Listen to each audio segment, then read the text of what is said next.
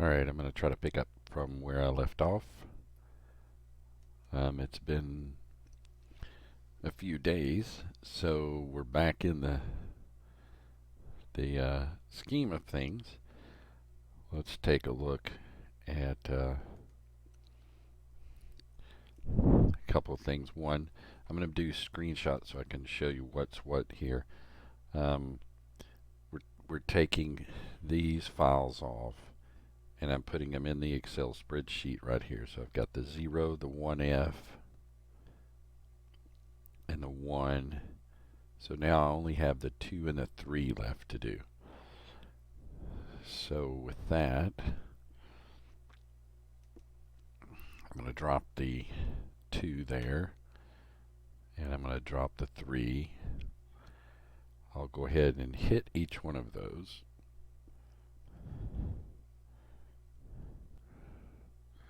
And here's the first one. Go back to the website. Grab the,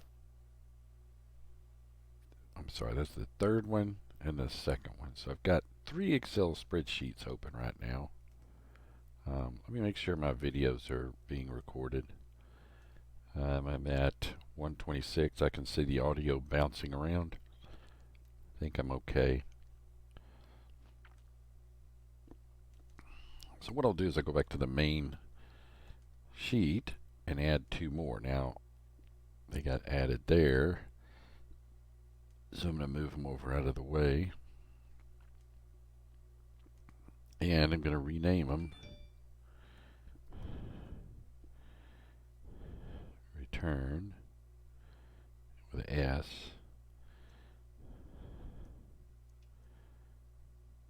I'll just say this is the 2.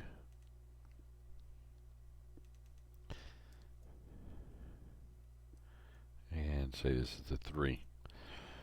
What my goal here is to do is to grab all of these, do a Control-C to copy, and just paste it.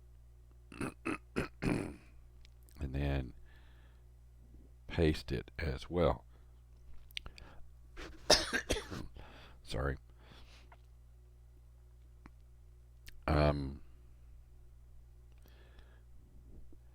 However, when I've done that, you'll notice that the actual returns for each period remain the same in each of these. All I really need to do is replace that with the returns from the other. So let's take the 2 returns per period, and I'll just hold the shift key down and run down the whole column. I believe it's like 180 something, 182. Control-C to copy, go back to the original, put it right there at the beginning, and it should wipe over it. Then I don't need this anymore. So I'm going to grab this one, do exactly the same thing, but I'm going to be placing it in the returns 3.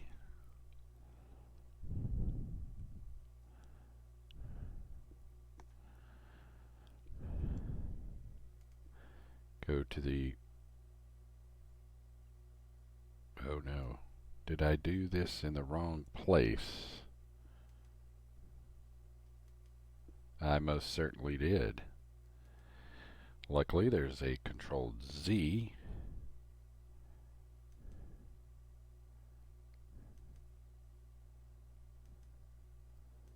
which did not do the, let me see if I can repair this.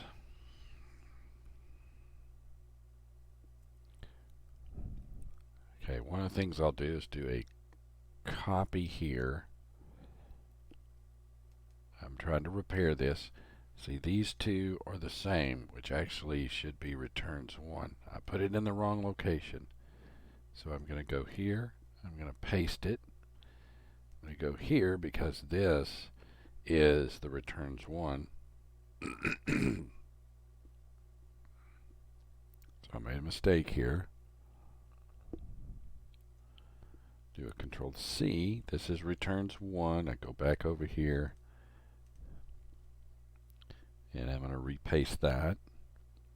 So all I did is I replaced the return 2 in the wrong location. Now I need to go in here and put this in. Do a Control C, and you can see the little dotted green circle or animation here letting you know what was selected. Make sure I'm in the right one. I'm in this. And then I do a paste and I get my new results. Now, what are those new results? Why don't we just go to the plots and add them in the plots. The plots were sitting right here. So what I'll do, select data. I got 1, 2 series in there. I'm going to add a series.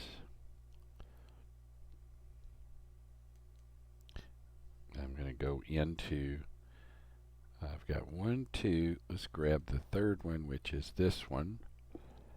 I do not remember if I selected with the 1000 on top or not.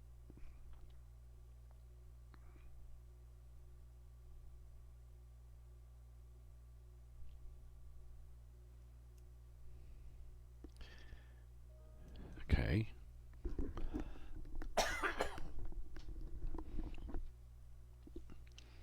So you can see the grayish line there,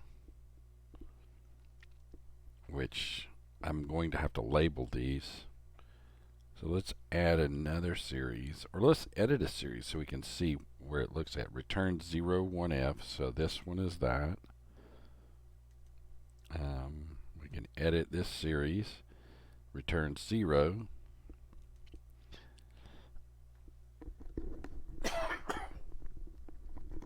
Let's add a series. Gonna go in here. Go after this one.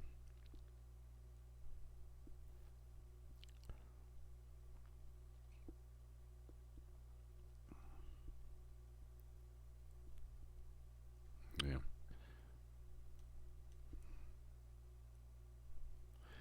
Okay. Click OK. A little bit of a whatever color that is. And then the last one.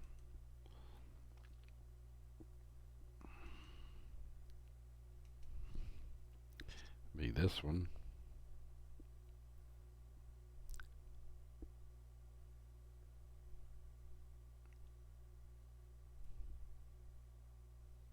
Hit the enter, hit OK. Now, what I'm going to do is I'm going to attempt to make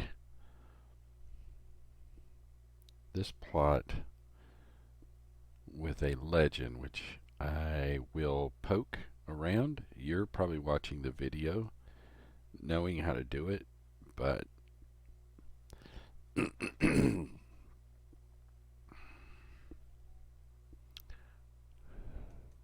see if I hold the mouse over that, what does it tell me? Doesn't tell me a thing. What if I click it? Oh, there we go. Series 1, Series 2. Names.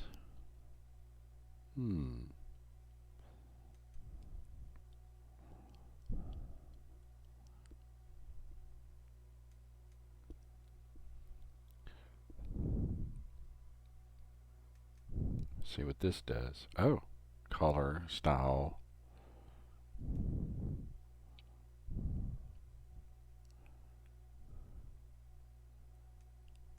I like, well, that is a little weird.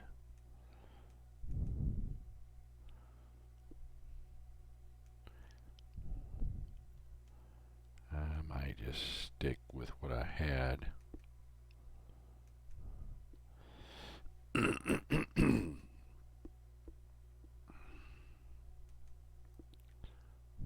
series name for the first one.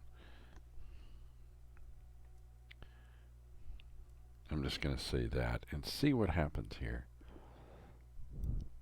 Nothing that I can see of.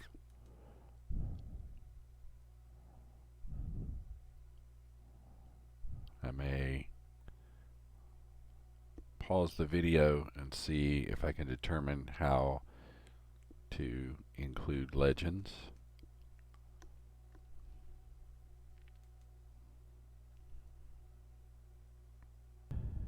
It was a little easier than I thought. There's a little plus sign right here. If I'm not selecting it, if I select this and select the plus sign, there's an area that comes up with legends. Then it's incumbent upon the person to figure out the details on it. Right, left, top, bottom, more options. I don't know. I'm going to put mine on the top. Then this somewhat indicates to me that I need to change the I'm shortening the instead of the return with the URNS, I'm just doing RET.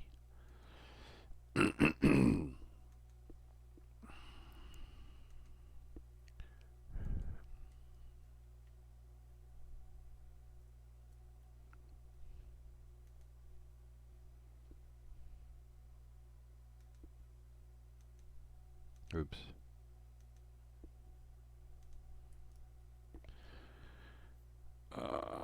Two.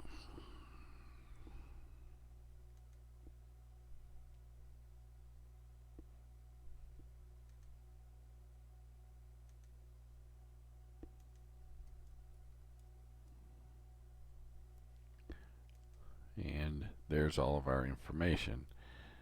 Now, let's see.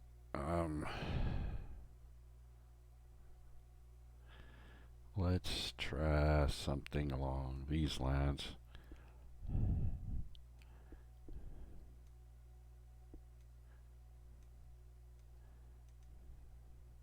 There's no particular reason to do what I'm about to do, but I'm going to do it anyway, and that is make the plots a little bigger.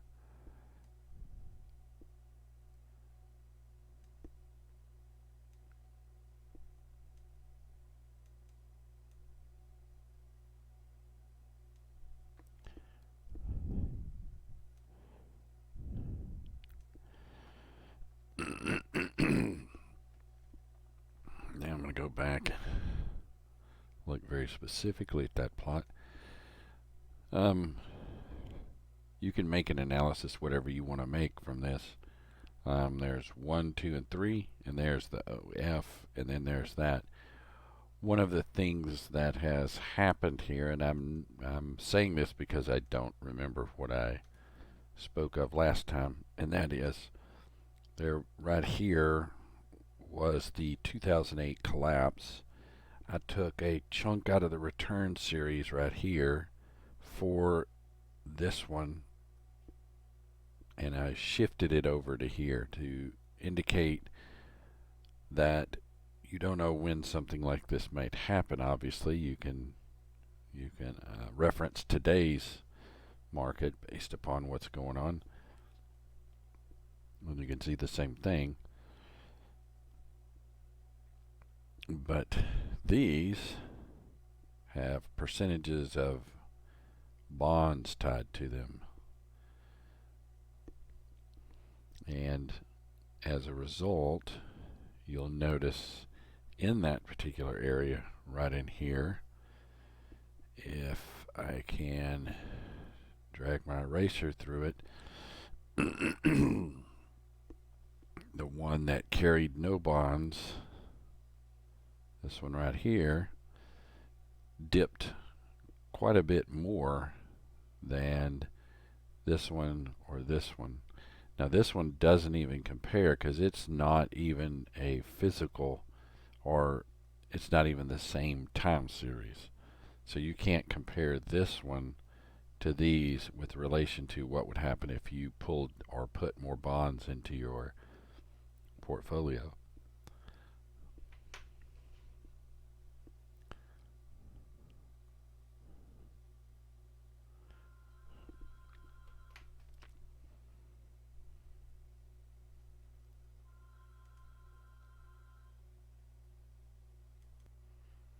Let's now move on to the other plots.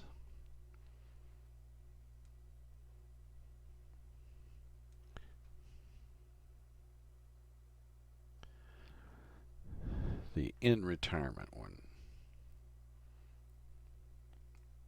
which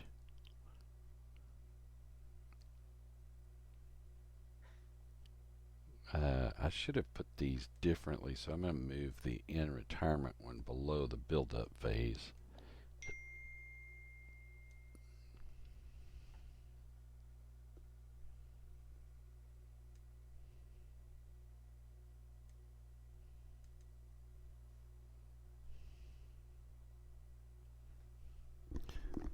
Okay, now that I've got this, the build-up phase, okay, if you look back, this is the $1,000 initial deposit that earns $1,000 one-time deposit. This one is a continual $1,000 deposit or a building up of your retirement. This one is in retirement, withdrawing what I just picked as $2,500, and that's the withdrawal phase. So let's go in and deal with the build-up phase and see how things are affected by this. Okay, let's go in, select the data, let's add a series.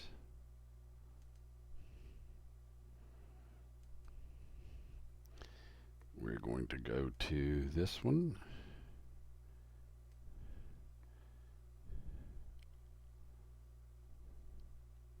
Build-up phase where you start with $1,000, but you're adding $1,000 every single time. Okay, so since this time we realize we're going to be adding a series name, we go ahead and do that. Let's go ahead and change this and add a series name for this one. Sorry, let's do an edit here. This is this table right here, the return 0.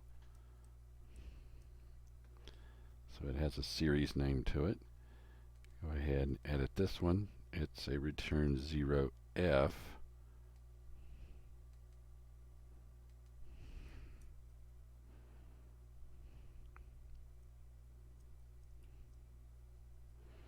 That's the non-true one. Let's go ahead and add one. I'm going to add this one.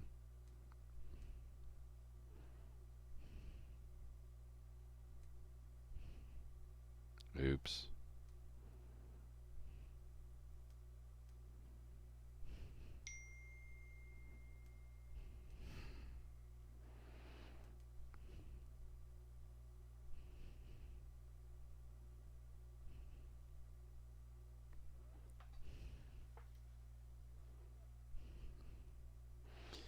All right, this was return 2.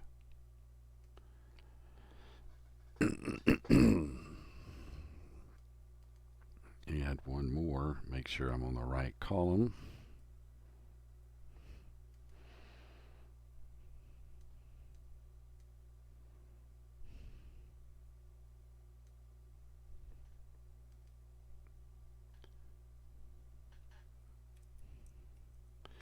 Return 3. Let's make sure I had them all in here.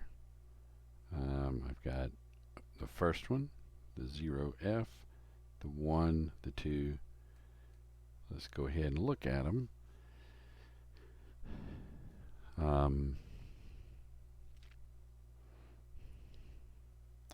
Of course, as with the other one,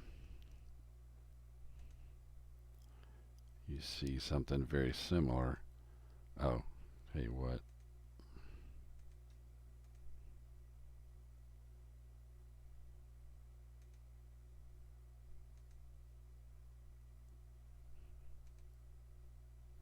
Oops.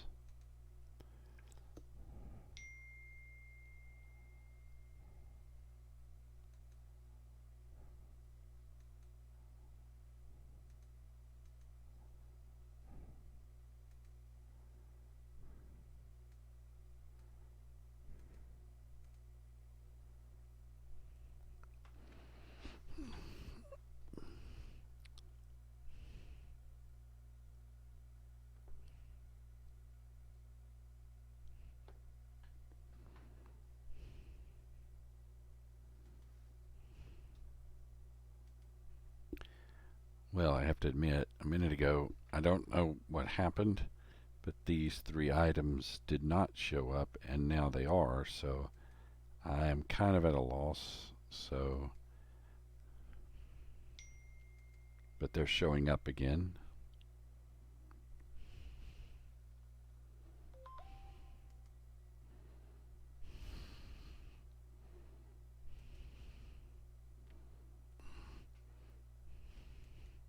But they are now, so if we compare the two of them, meaning the two being the case where the one time and the build-up,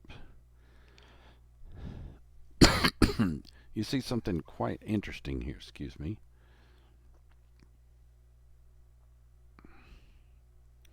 And what we see is this.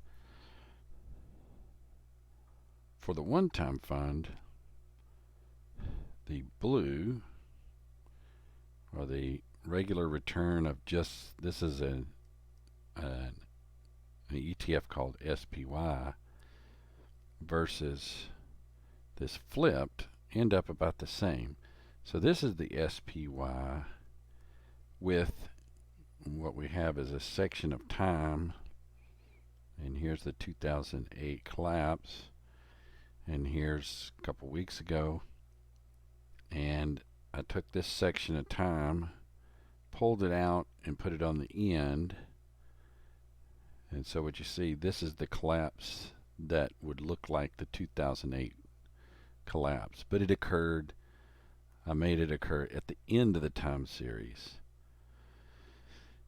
Interestingly enough, they almost end at exactly the same spot. So if you're investing way back in time and the collapse occurs and you're never injecting cash along the way, there may not be an effect of when you have this collapse, whether you had it here or whether you had it here. However, in all three of these cases, if you swing them with a bond, that sort of damps out the craziness, you actually do better off. Now, an interesting thing happens when you're looking at this one.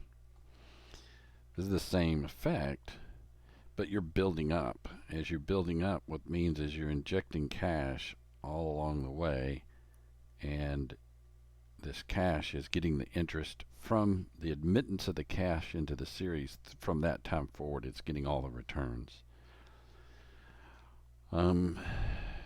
If you flip the series like we did, it does much worse here than it does if the bad period occurred before.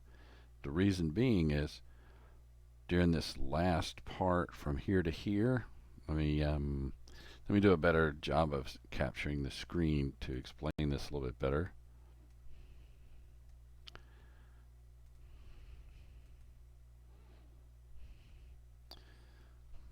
So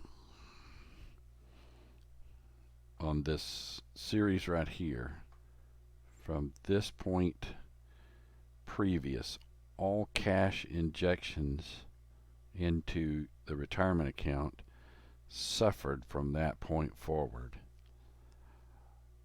However, If you look at the blue one, which is this one, this is the true Spider series. All cash injections previous to this point, right here, all these cash injections were suffering. After the recovery, which was somewhere maybe right in this area, all these cash injections were growing. And as a consequence, they severely outdid. At the end of the series, they outdid. But what you notice is, compare this one, it's moving along here, it's above this one. Why? Because the blue one had the collapse. The orange one did not. Reached about right here, and then this one collapsed, and this one did not.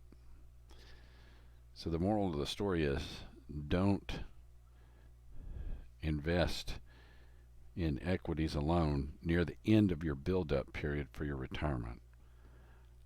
If you do, this period right here, you'll suffer mightily.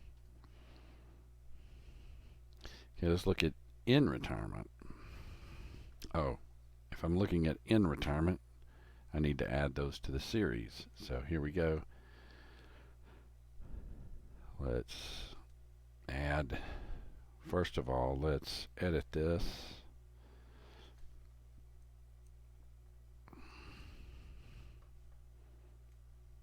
Okay, and then let's edit this one.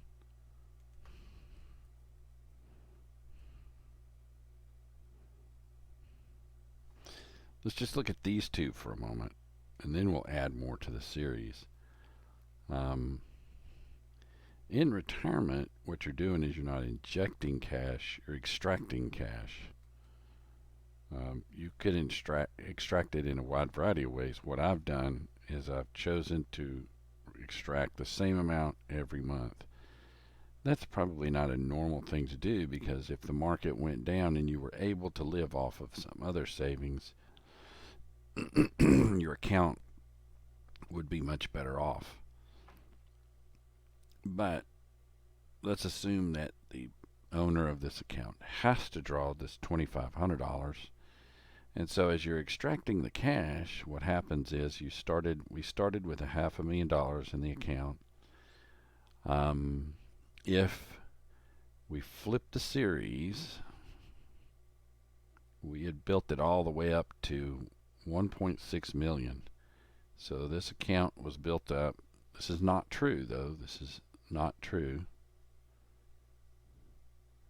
This one is true. And you can see the difference here. Okay, so the person was actually able to live off of this, in the sense that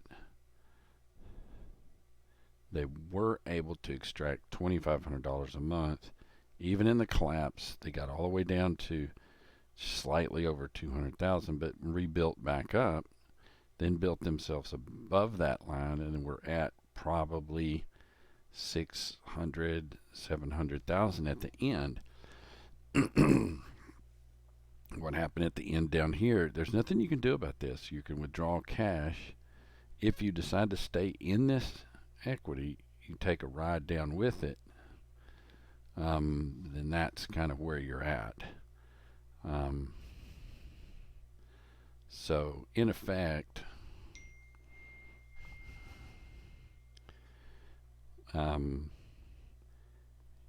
this person right here felt happier for a longer period of time, was very much elated, and then very much depressed at losing half of his value, and then went through a recovery.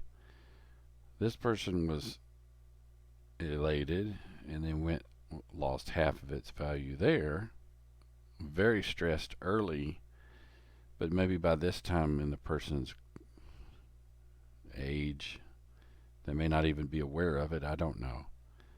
So there are many things to consider here.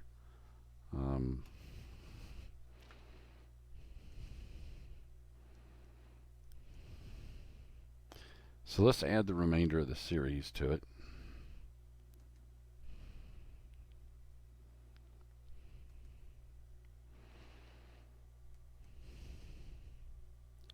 Go straight in here.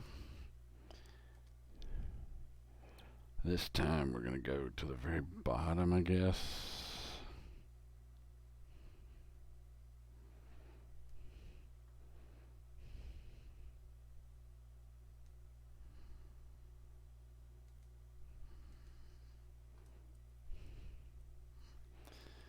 Add it to the series. What you see is the grayish colored line.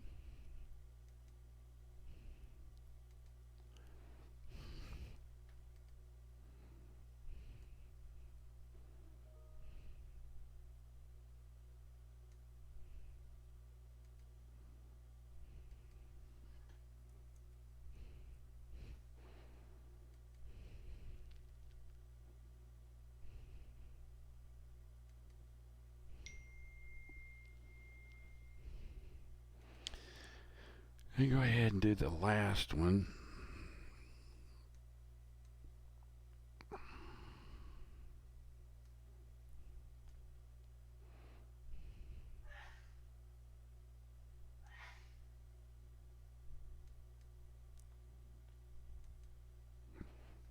This is return 03. Oh, I think I just had a 3. And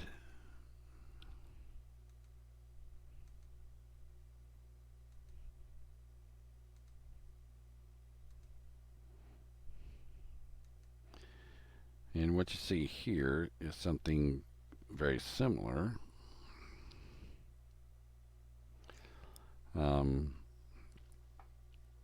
By swinging different values of the bond in here, you avoid a complete disaster. In other words, the 50% drop that occurs there doesn't occur if you have the bonds, and you end up in a less stressful circumstance. At this point, if you had a collapse here, you wouldn't have it in these time series because of the existence of the bond. Although again, this one's not true. These are all true.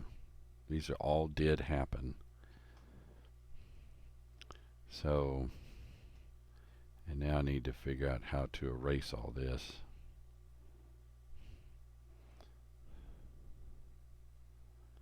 But apparently you can, in the surface, you can write on your Excel. Now I am stuck. I don't think everything is perfect in this environment.